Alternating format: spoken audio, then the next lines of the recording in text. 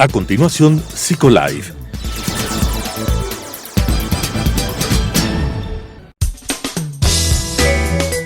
Clasificación A. Apto para todo público.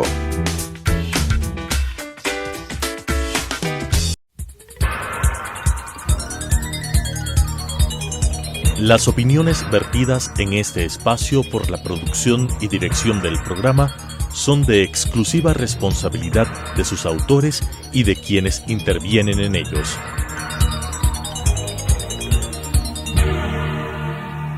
Telesucesos Canal 29 UHF presenta Psicolife, un programa creado para hablar de psicología desde una vertiente científica pero amena con la conducción de la doctora Elizabeth Montenegro. Psicolife. La salud mental es un componente integral y esencial de la salud. La Constitución de la Organización Mundial de la Salud dice: la salud es un estado de completo bienestar físico, mental y social, y no solamente la ausencia de afecciones o enfermedades. Una importante consecuencia de esta definición es que considera la salud mental como algo más que la ausencia de trastornos o discapacidad mentales. La salud mental y el bienestar son fundamentales para nuestra capacidad colectiva e individual de pensar, manifestar sentimientos, interactuar con los demás, ganar el sustento y disfrutar de la vida. Sobre esta base se puede considerar que la promoción, la protección y el establecimiento de la salud mental son preocupaciones vitales de las personas, las comunidades y las sociedades de todo el mundo. En esta serie de programas de Psicolife abordaremos cómo mantener y mejorar esa salud mental desde diferentes aspectos, desde el deporte, desde la alimentación, desde el cuidado y la higiene en el sueño, y también desde el identificar cómo nuestros estados y nuestras emociones pueden afectarnos también y se traducen en manifestaciones físicas y luego nos afectan nuevamente emocional y mentalmente. Les invito a compartir esta serie de programas que hemos preparado para ustedes con mucho cariño. Bienvenidos y bienvenidas. Bienvenidos amigos de Psicolife, y este mes de julio lo hemos dedicado al bienestar físico y al bienestar emocional y mental de las personas, porque definitivamente es tan importante el reconocer que nuestro bienestar emocional va a influir en todos los ámbitos de nuestra vida. Ustedes compartieron con nosotros el programa de la semana pasada, donde abordábamos el tema de las emociones y cómo las emociones se van relacionando y se van manifestando en enfermedades, en patologías que podemos ir teniendo y padeciendo a veces durante mucho tiempo. Hoy vamos a hablar de uno de 3 aspectos que son importantísimos y que la ciencia cada vez reconoce como pilares fundamentales dentro de lo que tiene que ver con el bienestar emocional: la actividad física, la alimentación y el sueño. Son 3 aspectos importantes a considerar para mantener una buena salud emocional. Y hoy contamos con la presencia, después de mucho tiempo, de Juan Carlos Endara. Él es psicólogo clínico y con él vamos a hablar sobre la alimentación, sobre la comida, la alimentación y cómo estos 2 aspectos se van relacionando también con nuestro bienestar emocional, con nuestro bienestar mental y obviamente con nuestro bienestar físico. Juan Carlos, bienvenido a Psicolife, qué bueno encontrarnos nuevamente. Yo pensaba exactamente lo mismo, Eli. A mí me gusta mucho estar aquí contigo una vez más a los tiempos. Bueno, tú ya creo que has dado una buena introducción respecto de este tema de la alimentación, del bienestar emocional, del bienestar mental y psicológico en última medida, asociado con nuestros hábitos, con nuestro estilo de vida. Cuando hablamos de estas intervenciones de estilo de vida, de cómo el estilo de vida afecta la calidad de vida, el bienestar de la gente, normalmente tenemos que pensar en primer lugar con 4 aspectos. Por un lado, el tema de la alimentación, que tú ya bien lo has mencionado y vamos a detallar, el sueño, la actividad física y bueno, la ausencia de hábitos perniciosos. En lo que tiene que ver con la alimentación, es importante, por ejemplo, destacar que la alimentación tiene varios elementos. No solamente que el alimentarse tiene un elemento de nutrir nuestro cuerpo, que también es indispensable. En tanto que tengamos un cuerpo sano, vamos a tener una mayor capacidad de disfrutar la vida. Pero además de esto, la alimentación, además de ser un proceso nutritivo, es un proceso de comportamientos que tiene la gente. Y mejor si tenemos unos comportamientos de una manera más organizada, si tenemos unas actitudes mucho más conscientes al momento de comer, si tenemos unas actitudes orientadas no solamente en el comer porque me da ganas, sino un comer escuchando a mi cuerpo, escuchando las necesidades de este y poniendo mi bienestar también como un factor a considerar en este aspecto. Juan Carlos, cuando nosotros nos vinculamos con la comida, esa vinculación se va haciendo desde niños, ¿verdad? Cuando los papás, por ejemplo, sientan a los niños a la mesa, cómo van... como tú bien decías, no es solo el nutrirnos físicamente, no es solo el plato de comida que te sirvan, sino qué ocurre en torno a ese momento de la comida. Y de alguna manera estas pautas que se van marcando en estos primeros años, ¿son pautas que repercuten también a lo largo de nuestra vida? Por supuesto. De hecho, podríamos decir que las experiencias tempranas con la comida tienen este aspecto de la comida como un espacio de encuentro con la familia, un momento en el que también podemos compartir, podemos reírnos, siempre puede ser que siempre haya una sobremesa, un momento agradable. Y además, cuando hablamos de la alimentación desde la infancia, tenemos que pensar que va a ser lo que nos va a dar las pautas de cómo va a ser nuestra alimentación a largo plazo. Uno de los temas en los que yo trabajo más tiene que ver con la alimentación desde una perspectiva de sobrepeso y obesidad. Y lo que se ha visto, lo que demuestran las investigaciones es que el mayor predictor de sobrepeso u obesidad en la adultez viene de el sobrepeso o la obesidad por hábitos adquiridos en la infancia. Sí. Y cuando haces referencia a esos hábitos, ¿te refieres a la mala calidad de la alimentación? Es decir, comida chatarra, comer a deshoras, esos hábitos, ¿o te refieres también a, por ejemplo, esas familias en donde la comida es tan importante que comes y comes y comes y el amor, entre comillas, se demuestra con la comida? De hecho, ambos aspectos estarían bien incluidos de alguna forma. Por un lado, pues sí, hay familias que tienen más esta propensión a demostrar el amor comiendo, o tal vez familias en las que está normalizado que los miembros de la familia tengan sobrepeso. Incluso, bueno, esto lo llamamos dentro de lo que son los entornos obesogénicos. Pero además de esto, como tú decías, el aprender a comer va más allá de el simplemente comer para nutrirnos. El aprender a comer tiene que ver con aprender respecto de identificar las señales de mi propio cuerpo, por ejemplo, aprender a notar cuando tengo hambre. Es un ejercicio útil, de una vez voy soltando estas ideas.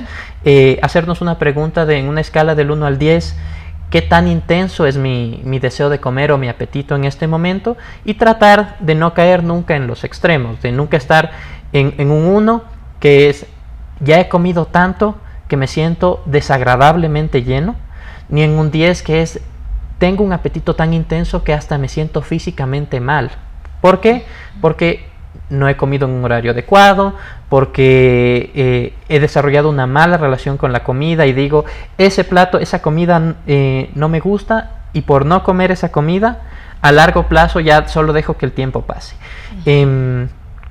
Lo ideal es tratar de cuidarnos de estos polos, y una idea buena sería tratar de aprender a identificar tanto mis señales de hambre tempranamente, antes de que ésta se dispare, hasta un punto en el que yo también, por un exceso de hambre, luego no voy a poder controlar adecuadamente si como una cantidad inadecuada, o también que no llegue a este punto de ya come una cantidad inadecuada, que también tiene consecuencias, que físicamente me siento embotado, me siento demasiado lleno, el haber comido hace que se me hinche el estómago, y vienen después de esto, por ejemplo, sentimientos de culpa por haber comido.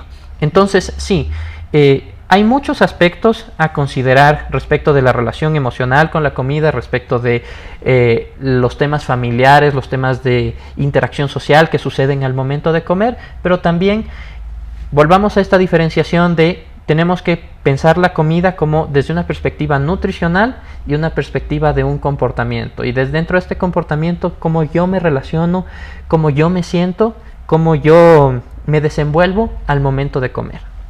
En ese sentido, entonces, Juan Carlos, cuando tú dices, bueno, tenemos esta necesidad todos, ¿no es cierto?, los seres humanos, fisiológica de comer, eso obedece a esta necesidad de nuestro cuerpo, que nos dice, necesito combustible, necesito esa energía para seguir funcionando.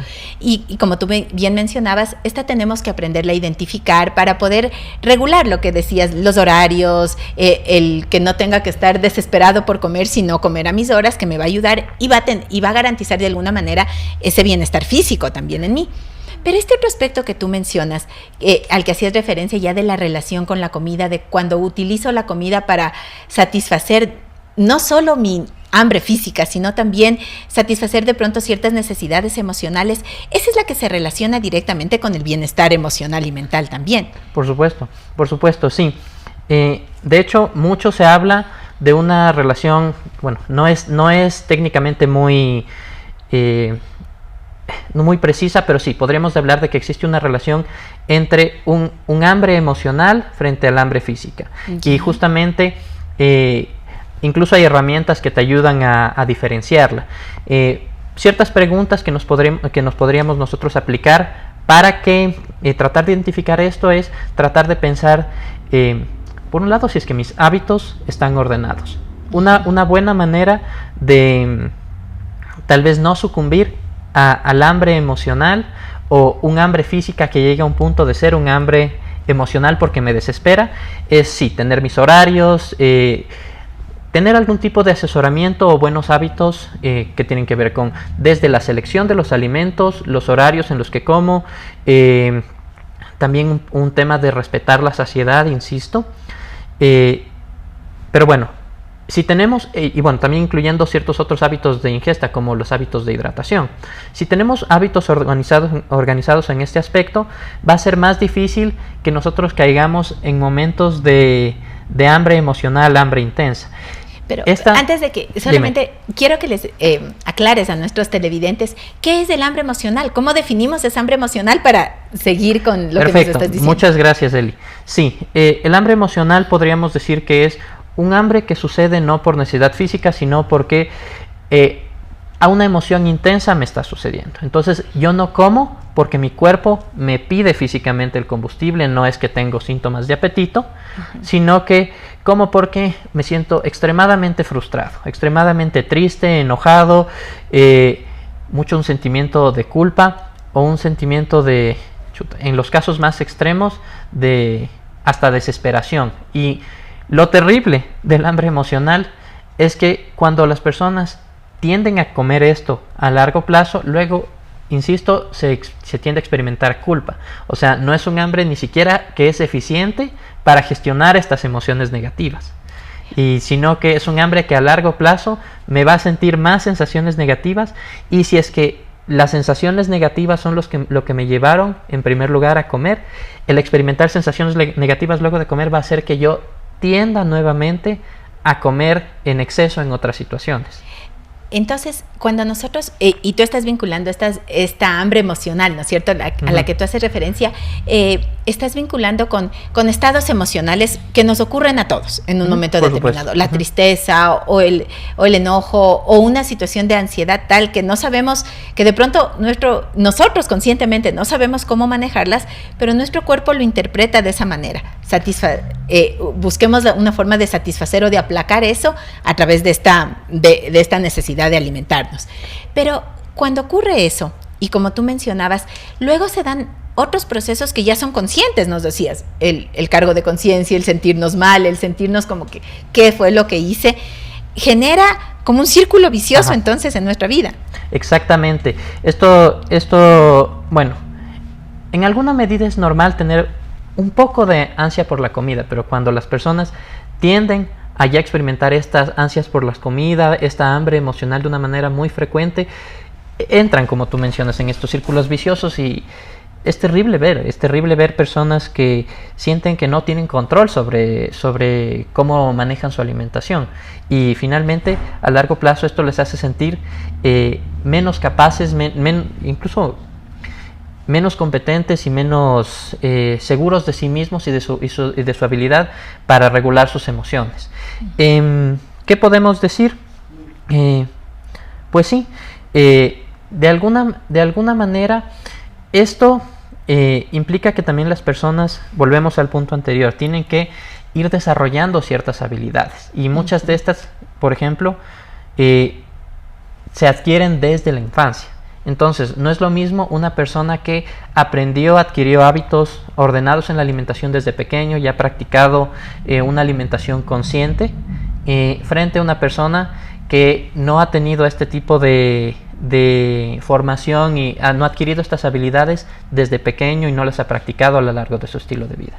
¿Por qué, Juan Carlos, cuando nos da esta hambre, queremos comer cosas como chocolates, dulces, helados o papas fritas o cosas relacionadas con eso y no, por ejemplo, comernos un plato de zanahorias o una ensalada? ¿Por qué? ¿Qué pasa en nuestro cuerpo, en nuestro cerebro que actúa de esa manera? A ver, aquí hay varios elementos a poner en consideración, pero digámoslo que desde una perspectiva psicológica, a los seres humanos en general, bueno, a los seres vivos en general no nos gusta experimentar estados, digámoslo, de valencia negativa, emociones negativas. Uh-huh. El experimentar este malestar, lo que buscamos es una manera, más que de aprender a tolerarlo, buscamos una manera de contrarrestarlo.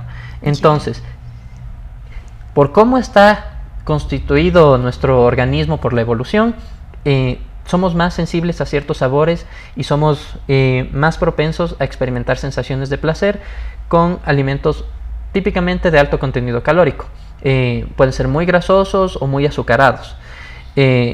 Sería fabuloso, pero no es real que las personas experimentan esta ansia por comer, esta hambre emocional, usualmente por lechugas o por cosas así. Siempre es el chocolate, el helado, el caramelo.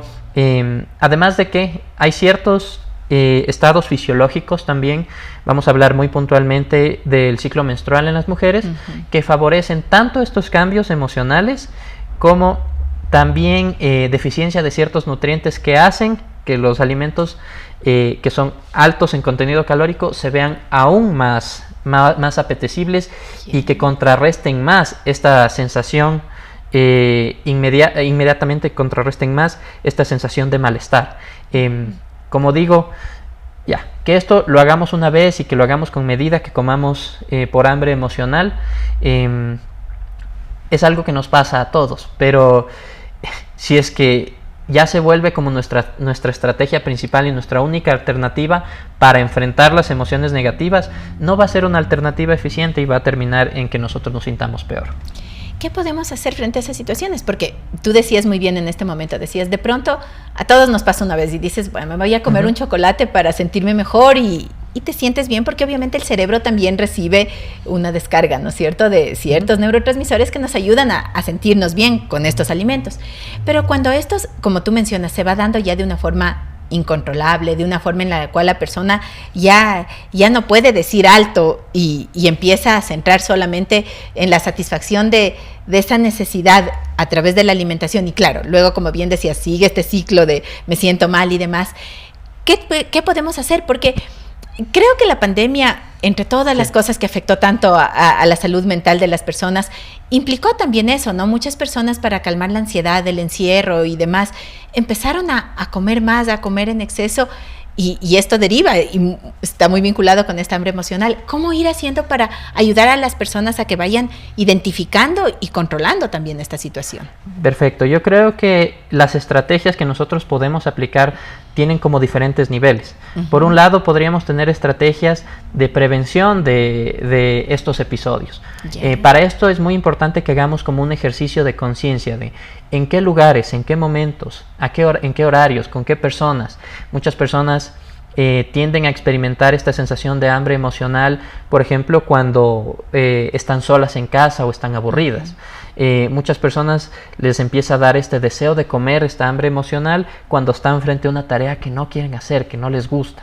Entonces, el primer punto sería identificar en qué situaciones suceden para tratar de alguna manera de prevenirlos. Okay. Este es el nivel más básico y yo diría que el menos eficiente para intervenir sobre el hambre emocional, porque no todas las situaciones que generan hambre emocional van a poder prevenirse. Claro. Entonces, un segundo nivel sería pensar ya en yo le llamo a esto como tener un plan. Un ejercicio que yo recomiendo mucho a mis pacientes en las consultas es que elaboren una lista de actividades que yo puedo hacer en lugar de comer. Normalmente estas actividades cumplen 4 características. Una actividad que yo sepa que va a ocupar toda mi atención. Entonces, si es que ocupo toda mi atención, si es que es algo que tiene alguna medida de reto o algo que disfruto mucho, va a reubicar, digámoslo, mi atención en esto, y no le voy a prestar tanta atención al deseo de comer y no le voy a sentir más amplificado. Entonces, tienen que ser actividades que ocupen toda mi atención, actividades que yo pueda hacer sin mayor planificación, es decir, que o sea, uno puede ponerse, por ejemplo,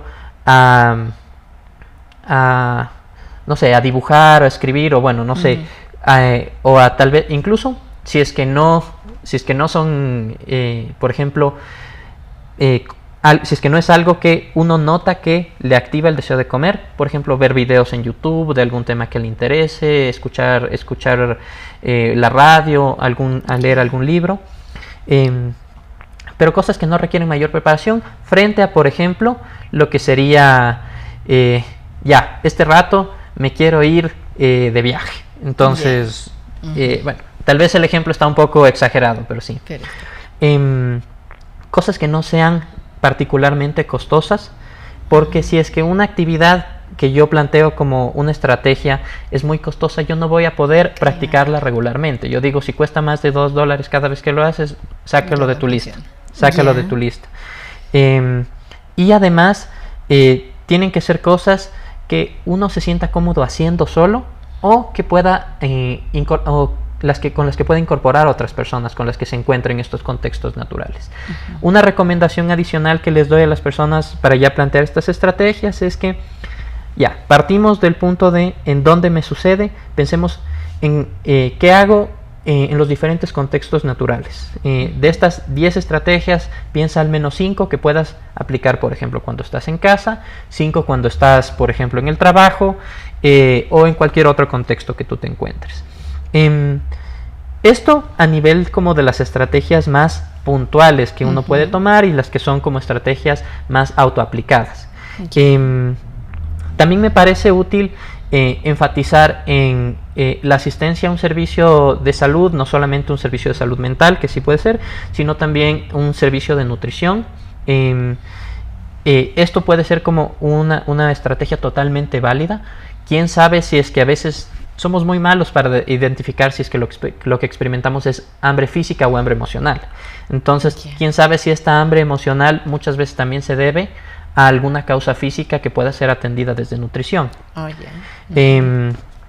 Y tal vez ya desde una perspectiva más personal, tener como una apertura de entender que este tipo de cambios en mi comportamiento son cosas que tienden a ser difíciles, y tener una actitud de puede ser que esto me tome tiempo, puede ser que no todos los días voy a lograr mi objetivo de regular mi hambre emocional, mi apetito.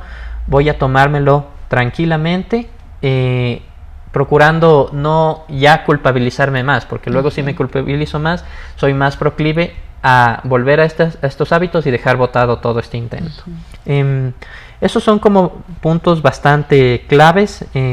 Claro que haya estrategias específicas dentro de cada uno de estos, pero esa sería la recomendación principal. Y lo que acabas de mencionar en este momento, ¿no es cierto? Implica el aprender a ser tolerante con uno mismo, y también a ser compasivo con uno mismo, ¿no? El hecho de no juzgarte tan duramente, porque a veces creo que cada uno de nosotros somos muy crueles juzgándonos a nosotros mismos. Entonces el aceptar que hoy se fue de las manos el poder controlar esto, pero voy a reorganizar mis estrategias, voy a buscar también ayuda, es importante. No solamente me refiero a la ayuda profesional que tú mencionabas, sino tener como esta red de apoyo, por ejemplo, una amiga, un amigo, tu pareja, que te diga, a ver, vamos juntos, esto no ahora. De hecho, me encanta lo que tú has mencionado, Eli. Lo que se ha visto en temas de tratamiento de alimentación, de este tipo de episodios de ansia por comer, hambre emocional, es que las intervenciones que son acompañadas por pares, o sea, si es que yo me organizo para practicar este tipo de estrategias al mismo tiempo que un amigo, que algún conocido, tienden a tener mejores resultados que tratar de yo aplicarlo solo. Y sí, pues efectivamente, también cuando hay el apoyo familiar, cuando la familia es un recurso, apoyarnos de estos recursos familiares que tenemos. Yo también quiero enfatizar en este punto que tú mencionaste de la autocompasión. La autocompasión como una estrategia de lo que sería el mindfulness, la alimentación consciente, como las estrategias de conciencia plena en lo que estoy haciendo, es también una herramienta muy útil para esto. Bien, es decir, miren ustedes, amigos televidentes, hemos analizado con Juan Carlos muchos aspectos que son importantes. Primero, el tema de ir identificando esta hambre física, esta hambre emocional. Luego, estos puntos que nos decías, ¿no? Primero, identificar cuáles son aquellos aspectos que generan en nosotros el que necesitemos comer. Luego, el mirar qué estrategias puedo yo utilizar para centrar mi atención mi atención plena, siguiendo en esta línea que mencionabas del mindfulness, centrar mi atención en eso, que me distraiga un poco de esa necesidad tan grande de alimentarme. El buscar una red de apoyo que va a ser fundamental, un profesional, tanto en el ámbito de la psicología, cuanto en el ámbito también de la nutrición y demás, va ayudando a las personas como a configurar un nuevo espacio, un nuevo espacio de una alimentación saludable. Y finalmente, el aprender a trabajar en uno mismo. Esta compasión a la que hacíamos referencia, el aprender a tolerar la frustración, son todas esas herramientas que nos pueden ayudar mucho más en este sentido. Y esto va a repercutir directamente en nuestro bienestar emocional también. No pude haberlo resumido mejor. Chévere, gracias Eli también por eso. Gracias Juan Carlos, y bueno, gracias también a ustedes, amigos televidentes, por acompañarnos semana a semana. Recuerden que en este mes vamos a estar abordando justamente estos temas que se vinculan entre lo físico, el bienestar físico y el bienestar emocional. Les invito a seguirnos a través de nuestras redes sociales, a través de Facebook y de Instagram en Psicolive BC, mirar este programa que se transmite los días viernes a las 10:30 de la mañana y también compartirlo después con las personas que ustedes consideren que puede serlo de utilidad a través de YouTube en Telesucesos Psicolive. Nos vemos la próxima semana.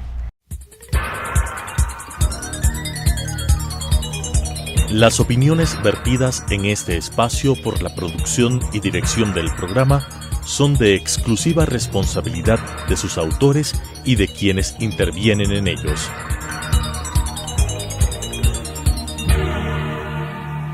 Telesucesos Canal 29 UHF presentó Psicolive, un programa creado para hablar de psicología desde una vertiente científica pero amena con la conducción de la doctora Elizabeth Montenegro. Psicolive,